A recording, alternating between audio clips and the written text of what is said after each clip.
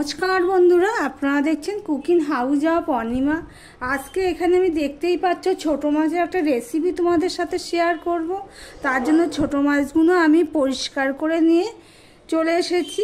এবার এর মধ্যে আমি অল্প একটু নুন দিচ্ছি, কেননা মাছ ধোয়ার সময় আমি একটু নুন দিয়েছি।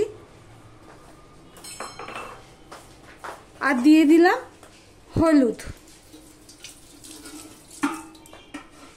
এবার মাছগুলো আমি ভালো করে মাখিয়ে নেব। নুন মাছ ধোয়ার সময় নুন দিয়েছিলাম, সেই জন্য নুনের পরিমাণটা কম দিলাম। নুন দিয়েছিলাম এই কারণে যে ছোটো মাছের দেখবো আঁশ ছাড়াতে নুন মাখিয়ে রাখলে আঁশটা তারপরে এইভাবে ধুলে আঁশটা চলে যায়, সেই জন্যই আমি নুন মাখিয়ে মাছটা ধুয়ে নিয়েছি। এবার এর জন্য যা যা লাগবে সেগুলো সব রেডি করে ফিরে আসছি, সঙ্গে থেকো বন্ধুরা।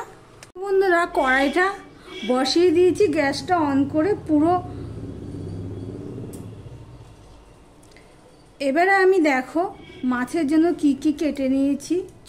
একটুখানি আলু কেটে নিয়েছি, টমেটো নিয়েছি বড় সাইজের একটা, রসুন নিয়ে নিয়েছি 5-6 কোয়া, পেঁয়াজ নিয়েছি আর 3টে কাঁচা লঙ্কা চালা করে নিয়েছি। কড়াইটা খুব ভালো করে গরম করতে হবে। এই পর্যন্ত যারা ভিডিওটি দেখছো লাইক দিয়ে কন্টিনিউ করো। কড়াইটা গরম হয়ে গেছে, এবার দিয়ে দিচ্ছি সাদা তেল। দেখো ধোঁয়া উঠছে তেল দেওয়ার সাথে সাথেই। ঠিক এইভাবেই গরম করতে হবে। ভিডিওটি যারা দেখছো লাইক দিয়ে কন্টিনিউ করো। এবার আমি এখানে একটুখানি নুন দিয়ে দিচ্ছি, অল্প একটু নুন দিয়ে দিলাম।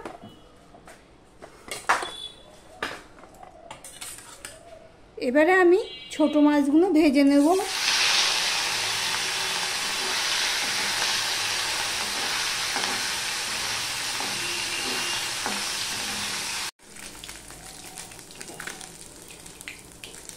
দেখো ভাজা হয়ে গেছে, এবার আমি এটা একটা সাইডে করে রেখে দিলাম।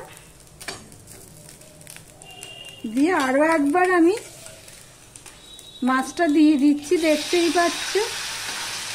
এবার মাছটা হতে হতে এই মাছটা আমি তুলে নেব। প্রথম ব্যাচের মাছটা না একটু কড়া করে ভাজা হয়ে গেছে, একটু হালকা করেই ভেজে নেব।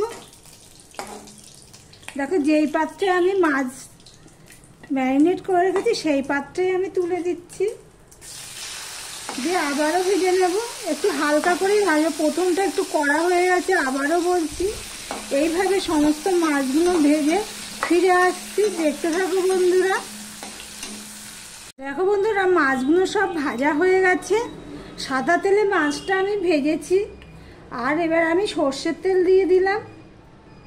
এই পর্যন্ত যারা ভিডিওটি দেখছো প্লিজ লাইক কমেন্ট শেয়ার করে দিও বন্ধু বান্ধবদের মধ্যে। আর যারা নতুন বন্ধু প্রথম দেখছো তাদেরকে বলবো চ্যানেলটি সাবস্ক্রাইব করে পাশে থাকার জন্য। দেখো বন্ধুরা আমি ছোট মাছে এই ফোড়নটা দিই বলে এই ফোড়নে খুব দারুণ টেস্টফুল হয়। দেখো এটা হলো মেথি, মেথিটা আমি ফোড়ন দিচ্ছি, কিন্তু ফোড়নটা হয়ে গেলে আমি মেথিটা ফেলে দেব। দেখতে থাকো বন্ধুরা। দেখো ফোড়নের গন্ধ বেরিয়ে গেছে। এবার আমি গ্যাসের ফ্লেমটা একটু ছোট করে দিয়ে মেথিটা ফেলে দেবো, কেননা মেথিটা তো তিতো, পাতে পড়লে একটু তিতকুটে লাগবে, 2-1টা থাকলে থাকবে, কিন্তু ম্যাক্সিমামটা আমি ফেলে দিচ্ছি।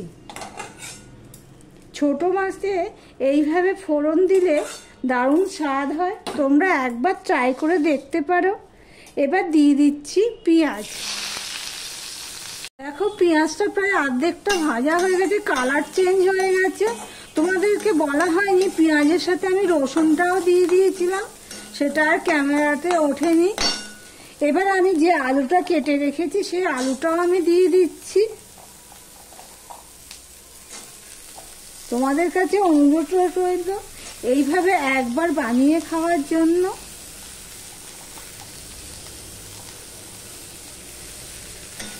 এবারে আমি অল্প একটু নুন দিয়ে দেবো, আলুর পরিমাণ মতন আমি নুন দিয়ে দেবো।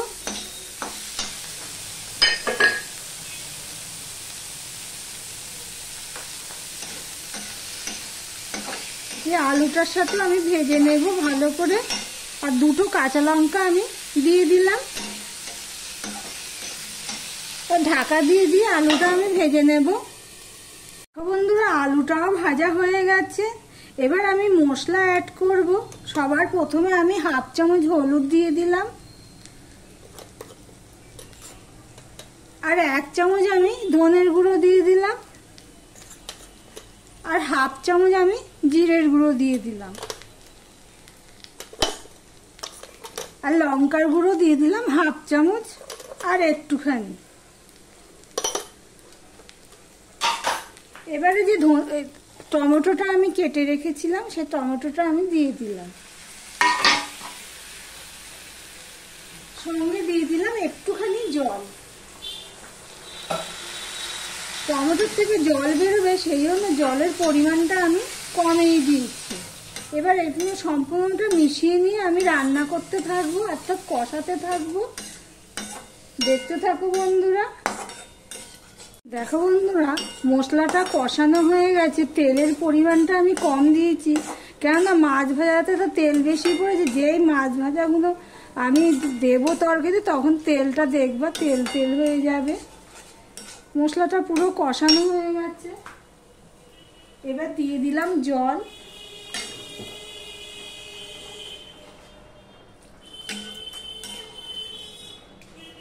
এবারে যে ভেজে রেখেছি মাছগুলো, সেগুলোও আমি দিয়ে দিচ্ছি।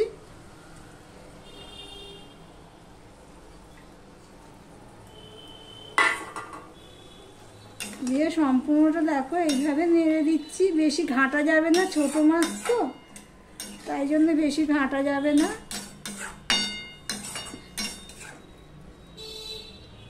দেখো আমি কিন্তু একবারে জলটা দিইনি, আমি বুঝে জলটা দিচ্ছি। এবার ফুটে ওঠা অপেক্ষা করব। দেখো বন্ধুরা, আমি 2 থেকে 3 মিনিট আমি রান্না করে নিয়েছি জল দেওয়ার পরে। দেখতেই পাচ্ছ নুনটা আমি চেক করে নিয়েছি, ঠিকই আছে নুন। এবার এখানে আমি 2টো কাঁচা লঙ্কা দিয়ে দিলাম,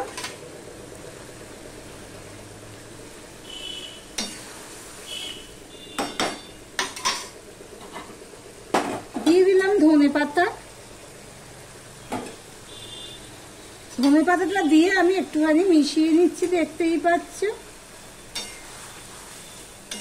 গ্যাসের ফ্লেমটা একদম সিমে করে দেব, দিয়ে ঢাকা দিয়ে, যেহেতু ধনে পাতা দিয়েছি, ঢাকা দিয়ে আমি 1 মিনিটের মতন রেখে দেব।